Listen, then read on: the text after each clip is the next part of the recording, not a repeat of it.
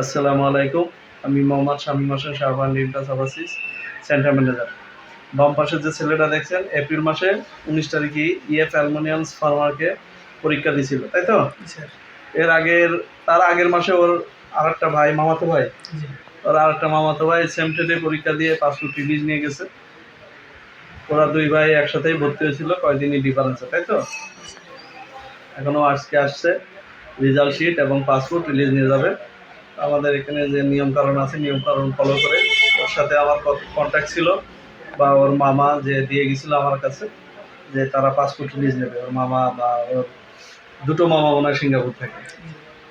আমি সেভাবে ওদের পাসপোর্ট রিলিজ দিচ্ছি বা পাসপোর্ট নিয়ে যাচ্ছে। আজকে আসছে, ওর হাতে আমি পাসপোর্ট দেবো। না, পাসপোর্টটা নাম, এটা হলো পাসপোর্ট, ওর হাতে দিয়ে দিলাম। কত মাসে পরীক্ষা দিছিলে? 6 মাস। 6 মাস। ও কিন্তু আমাদের এই সেন্টার যেখানে এখানকার স্থায়ী ছেলে ও, তাই তো? আশুলিয়া থানার ভিতরে ওর বাড়ি। ওরা দুটো ভাই একসাথে আমাদের সেন্টারে ভর্তি হয়েছিল। আর এর আগে ওর মামা এখান থেকে আমাদের সেন্টার থেকে সিঙ্গাপুর গেছে। তারপরে আমার কাছে ও দিয়ে গেছিল যে আমার বাইক নিয়ে আর একটা ভাইপো, অর্থাৎ ওরা মামাতো ফুফুতো ভাই, দুই ভাই ছিল এখানে। দুজনই হলো পাসপোর্ট রিলিজ দেবে। ওর মামাতো ভাই আগে নিয়ে গেছে, ও আজকে আসছে। 1 মাস ডিফারেন্সে ওরা এখানে পরীক্ষা দিয়েছে। আমার যে কথা ছিল যে ওরা পাসপোর্ট রিলিজ নিয়ে যাবে, ওদের নিজের মাধ্যমে, নিজেদের লোকের মাধ্যমে ওরা আইটি করে নেবে। সে কথা অনুযায়ী আমি ওর পাসপোর্ট দিয়ে দিচ্ছি আজকে, পাসপোর্ট নিতে আসছে। তা কতদিন লাগছিল এই অ্যালুমিনিয়াম ফর্মারকে পরীক্ষা দিতে?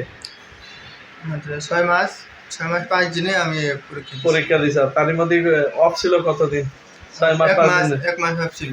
6 মাসের ভিতরে ও 1 মাস অ্যাবসেন্ট করেছে, অর্থাৎ 5 মাস 5 দিনই ও আমার সেন্টারে পরীক্ষা দিয়েছে ধরা যায়, তাই তো? টোটালি 5 মাস 5 দিন ক্লাস করে এখানে ও পাসপোর্ট নিয়ে গেছে। অবশ্য এখন যারা ট্রেনিং করতেছে বা পরীক্ষা দিচ্ছে এদের 8 মাস 7 মাস 9 মাসও লাগতেছে, তাই না? কারণ এখন ছাত্র সংখ্যা বেশি, যেহেতু আপনারা সবাই জানেন যে সিঙ্গাপুরে কোটার মাধ্যমে লোক নেয়। কোটা না হলে আপনি পরীক্ষা দিতে পারবেন না। আর এই কোটা সিরিয়াল অনুযায়ী যেতে গেলে এখন 8 থেকে 10 মাস সময় লাগে। তারপরেও আপনি আমার এখান থেকে পরীক্ষা দিয়ে যেতে পারবেন ধৈর্য সহকারে। যদি কেউ সিঙ্গাপুর যেতে চান বা যাওয়ার ইচ্ছা পোষণ করে, সরাসরি অফিসে চলে আসবেন, আর সেই কথা বলতে পারেন। দেখে গেলেন, শুনে গেলেন, দেখে যদি যান তাহলে আপনার শোনার প্রয়োজন হয় না। এ হলো বিষয়। আরও যে নাম্বার থাকবে এই নাম্বারে বিস্তারিত আপনার যোগাযোগ করবেন। তো সবাইকে ধন্যবাদ।